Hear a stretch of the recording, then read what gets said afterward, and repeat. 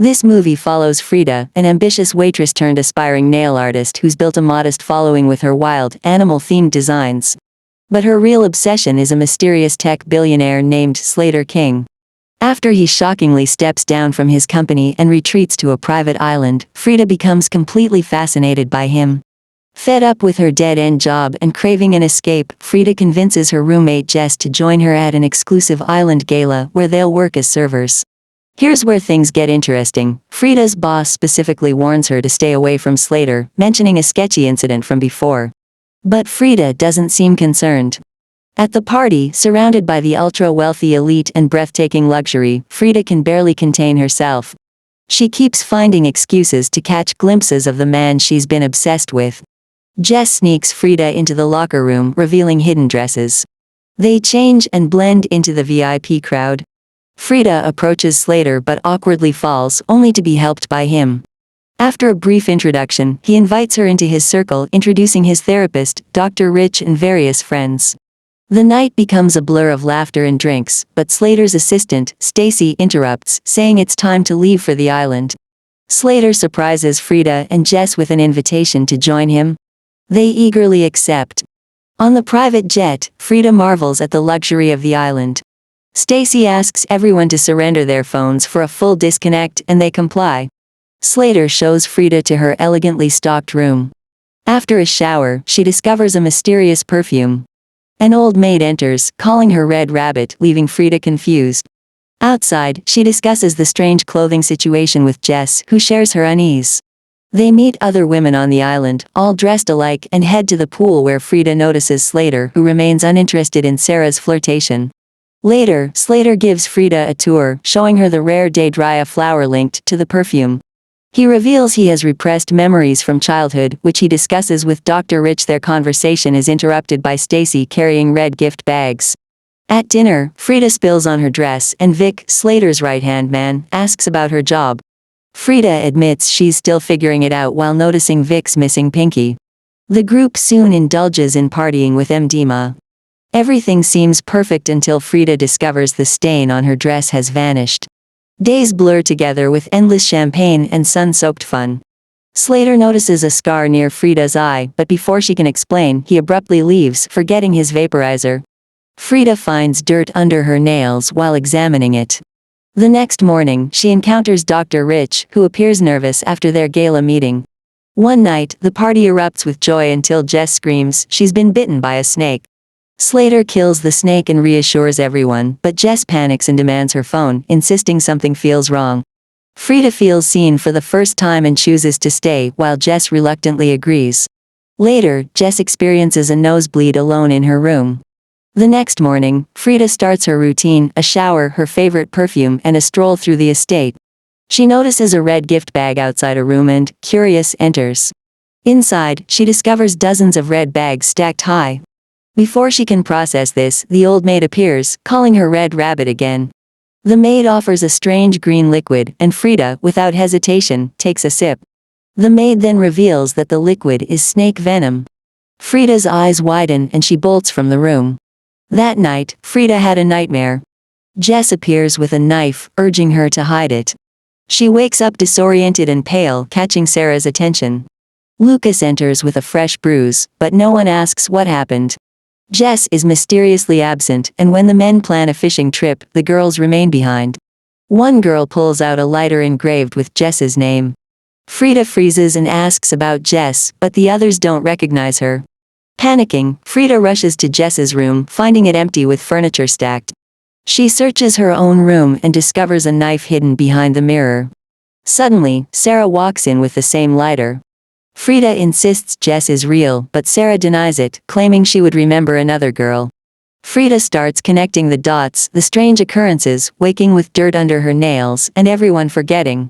Sarah shows her a bruise on her arm with no explanation. She admits the only person she knows is Cody, who approached her at a coffee shop about the island. They realize they're being manipulated and drugged. Frida recalls Slater's words, "Forgetting is a gift." They sneak into the room with the red bags and suspect the perfume causes memory loss. Frida explains that after drinking the snake venom, her memories returned. They find more venom and give some to Sarah, then spike tequila shots with it for Heather and Camilla, hoping to awaken their memories. Stacy arrives and drinks without hesitation. She warns them that the men are returning soon. Knowing time is short, Frida searches for phones while Sarah keeps watch. Soon, Sarah feels the effects, her nose bleeding like Jess's. The men return and Slater asks where Frida is. Sarah calmly replies that she's freshening up. Meanwhile, Frida sneaks into Slater's villa to find the hidden phones.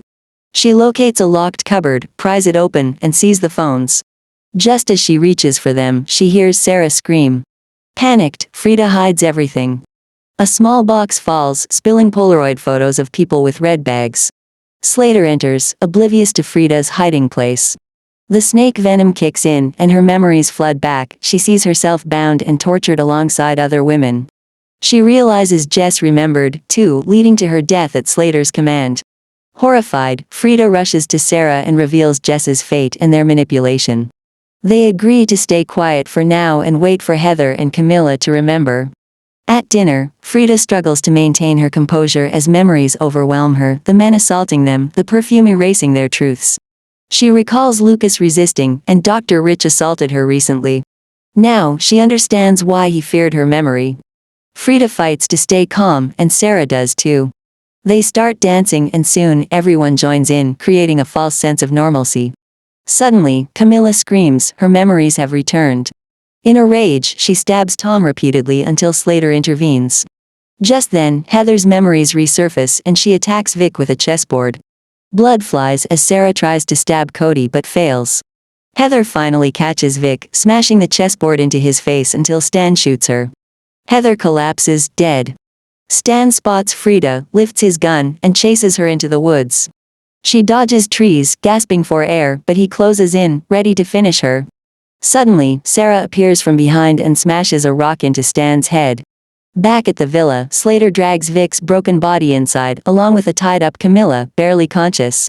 Lucas, confused and scared, pleads for answers but receives none. Slater coldly steps on Camilla's neck and she gasps her last breath. Elsewhere, Frida searches her room for a weapon.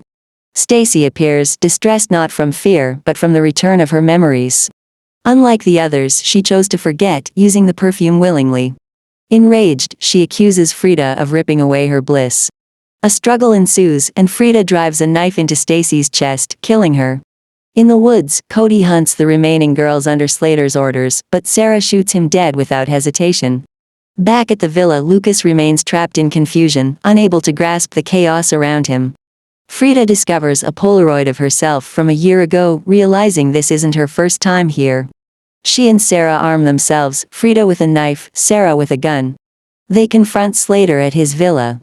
He refuses to open the door, but Lucas, still clueless, opens it himself. Sarah shoots him dead, plunging the scene into chaos. Slater tackles Frida, and they fight.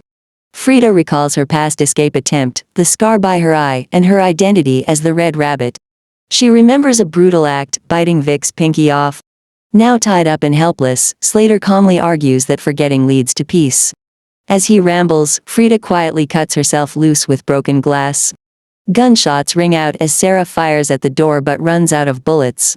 Furious, Slater drags her back inside just as Frida stands, knife in hand. He easily takes the knife from her and for a moment, it seems over. But Slater smiles. "I won't hurt you," he says. "You're my best friend." Suddenly, he inhales from his vape, and confusion washes over him. Frida reveals she spiked it with the very perfume he created. The drug takes hold, and Slater collapses, knocking over candles. Flames erupt and spread quickly. Frida acts decisively. She seizes Sarah and escapes, leaving Vic to the flames.